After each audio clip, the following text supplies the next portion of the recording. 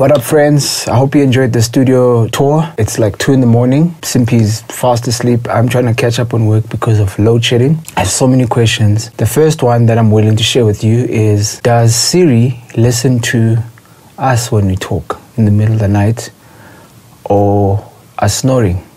Or is it only responding to Hey Siri only?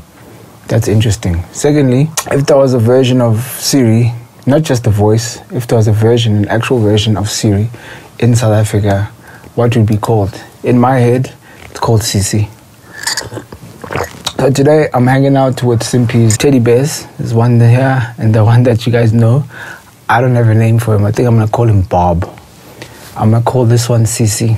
So Sisi, why don't you welcome everybody to the channel? Welcome back to 37 MPH's channel. Hallelujah. Great times. So since I'm chilling with fairy animals, on today's video I want to actually talk about my workflow in Ableton and just give you some shortcut tips. But before we get there, because it's very important that you understand my workflow and why I'm here, how I do things, so I wanted to do a bit of a story time. Cool. So as I do the story time, I'm gonna play a bit of music that I composed for a children's book. Just now, I just want you to imagine a world full of fairy animals all scurrying around. Can you hear the music in your head? Do dee dee dee dee dee dee dee. Okay, that's the story time. I am from a town called King Williamstown in the Eastern Cape. I was born in East London and I grew up in King Williamstown. I think when I was like 10, 11, that was like 1991. I used to go to church with my mom. I still do.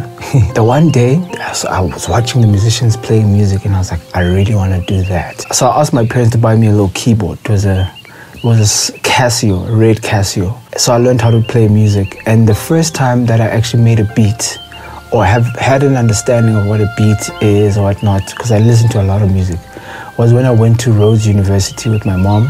I was like 3 years into playing piano, so I was competing in Eisteddfod Feds and I was doing my thing. And she was like, she introduced me to this man. His name is Jim. He was from Australia. He had an amazing computer.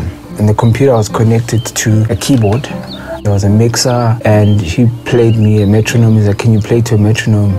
I played to the metronome. It was so much fun. Started layering. So I played like a classical piece, and then I had ideas to like put like bass over it, and then I had drums over it. So I programmed all of that stuff. And that feeling never left me, ever, ever. That was like the foundation of me making beats. A few years later, my dad bought me my first radio. It had like 2 inputs in the front and 1 aux at the back. So I'd connect 2 keyboards and like record. Take that first cassette and dub over it, and then I kept doing that, and then eventually I got a microphone, so I'd take that beat that I'd made over a few times. It was like bad quality. It was like the sound from episode 1 and episode 2. It had that so eventually I really fell in love with the idea of making beats. And then we skip forward a few years later, I messed around with a program called Magic's. CakeWalk made it. That was dope. But I just didn't know how to save because I was like a star, an asterisk, which I just didn't pay attention to. So my files never saved. So my only recordings are on a tape somewhere at home. I dropped that idea. The following year, my mom used to hire me when I went home for holidays. So I'd do like spreadsheets and like stuff for her. And then because I had the laptop, I installed Fruity Loops on it, FL 3.4, I think. I made a demo on that, which I still have. Actually, I should play that beat now. Dum, dum, dum, dum, dum, dum. I'll just play like, you know, I just didn't like the sound of FL. So I transitioned to Reason. So I used Reason 1, Reason 2, Reason 3, and I made a bulk of my music on that program. And then, but the only problem was you couldn't record vocals. So I transitioned to Cubase. I think it was Cubase 5 at the time. And I learned that you could rewire the 2. You could, you know, the music would be on Reason, and then the vocals could be on Cubase. So I went on with that, and then eventually I moved to Joburg to start working at Get Rough as a producer. And then the schlep of having your beats on Reason and then your vocals on thingy was too much on Cubase. That was too much.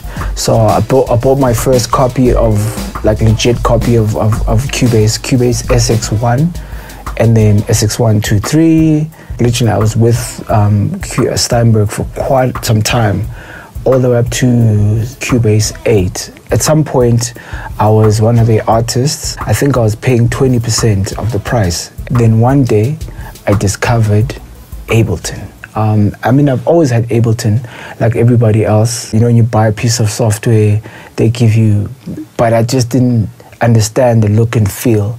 So I never understood how it worked, what I could do with it, until one day someone showed me a push. So I went to Turnkey Music to test out the push. I bought it. And then when I left, I think Peter was there, the owner of Turnkey. He was like, yo, who's that guy? So they phoned me the following week and they hooked me up with my first copy, like legit, you know, like they gave me like a serial number for, I think it was Ableton 9. I'm on 11 now. I'm loving it fully. Yeah, so pretty much that's where we are now. I love it so much, like I use it for everything. I use it for my film work. I use Ableton to trigger my sessions and sets and prepare very organized sets. I'll probably do a video for that one of these days for the gigs that I music direct, and they control lights and it's quite intense. I also use it for my film scoring. It's cool. It's like the dopest software that you could ever use for scoring. So I'm gonna pull up an Ableton right here. So before I do that, I need to initiate the screen recording. That way I can show you my screen. So I'm gonna ask CC here to initiate screen recording. Initiating screen recording. Danko. Guys, I'm futuristic. This is Ableton, my very, very, very favorite program. So I'm gonna just show you my understanding of it from beginning to the end.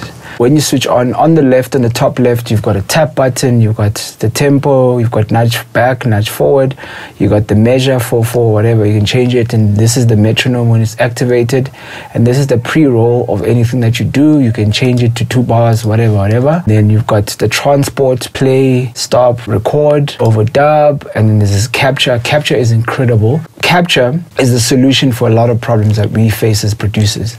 Sometimes you messing around in the studio, maybe on a metronome, or come up with like a really dope chord. As soon as you start recording, you forget the idea. Something like this. Like if you went to like,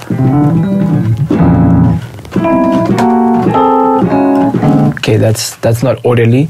Let's say you were doing that and then all of a sudden you forget that idea. As soon as you start recording, hit capture, boom. Boom, capture will have all of your MIDI recorded. It's sitting there listening to everything that you're doing. So I love this button. That's really part of my workflow. This here is set, is when you set a marker on a session. It just helps you, like let's say this would be the chorus and this would be the verse. It just helps you to navigate. And then this would be how you would navigate your back arrow and then your forward arrow. We're in a blank session. When I create some shortcuts, when I press Command K to create the shortcuts, the first shortcut we're gonna make is Q for tap, right? So if you ever wanted to tap the tempo as you're working, you just go da, da, da, da. Then you got your tempo, and to activate your metronome is C, and then to press record on arrange view is R, on session view, capital R, and then I bring it down. Right, so to set the marker, I'm gonna use M. To move back, I use the comma or the other arrow, the full stop for forward. And this is gonna help you in how you navigate your set. And that pretty much concludes 8 shortcuts that will enable your life to be amazing in Ableton. Ladies and gentlemen, that pretty much concludes the video. I'm gonna sip some more tea and hang out with my fairy friends and continue scoring the film that I'm currently scoring. And back to that question I had in the beginning, just how much are these devices listening to us? Anyway. Speaking of overhearing, I was having a conversation with Siri this morning. The Siri that stays in your room. She said to me that she heard you speaking on the phone.